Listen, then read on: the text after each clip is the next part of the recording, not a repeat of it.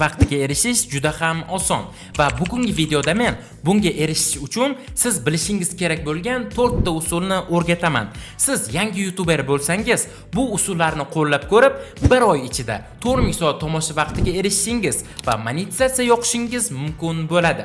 Agarda tayyor bo'lsangiz, videoni boshladik. Birinchi usul end screendan foydalanish. Bu juda ham oddiy usul. Siz bor yo'q bitta funksiyani yoqib qo'ysangiz, bas. Ajablanarlisi shundaki, ko'plab yangi YouTuberlar hali ham bu usulni sinab ko'rishmayapti. Har gal video joylaganingizda, albatta boshqa videolaringizni yakuniy ekranda joylashtiring. Bu juda ham muhim. Chunki bu orqali obunachilaringiz ketma-ket videolaringizni tomosha qilishlariga erishasiz. Bu orqali tomoshabin bir videongizni ko'radi, unga sizning videongiz yoqadi. Keyin esa ikkinchi videongizni ham u ko'radi.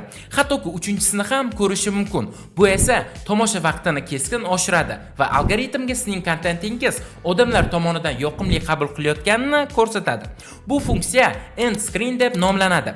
End screen funksiyasini yoqish uchun YouTube Studioga kirasiz va content bo'limidan videoni tanlab end screen tugmasini bosasiz. Men doim ikkita video ko'rsatadigan variantni tanlayman. Ulardan biri tomoshabin uchun eng mos deb tanlanadi.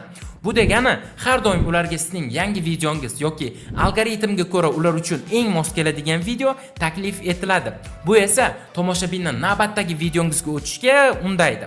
Yana qayta aytaman, bu usul nihoyatda oson, ammo hali ham ko'plab yangi YouTuberlar buni sinab ko'rishmayapti.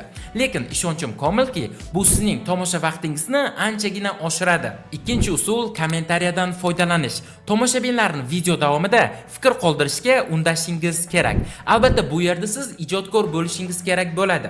Chunki iltimos fikr qoldiring deyish yetarli emas. Bu yerda hammasi tabiiy ko'rinishi kerak. Men buni bir necha usulda amalga oshiraman.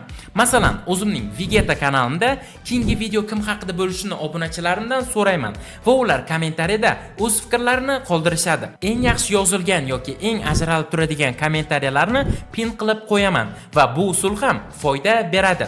Men bu ikki usulni aniq bir maqsad bilan qilaman.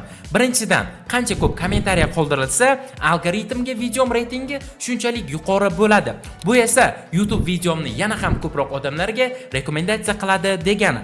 Ikkinchidan, men barcha obunachilarimning kommentariyalariga iloji boricha javob qaytarishga harakat qilaman va like bosib chiqaman. Bu holatda esa ularga bildirishnoma, ya'ni xabar boradi va ular yana mening videomga qaytib kelishlariga bu sababchi bo'ladi. Shu orqali ko'rish vaqti yanada oshadi.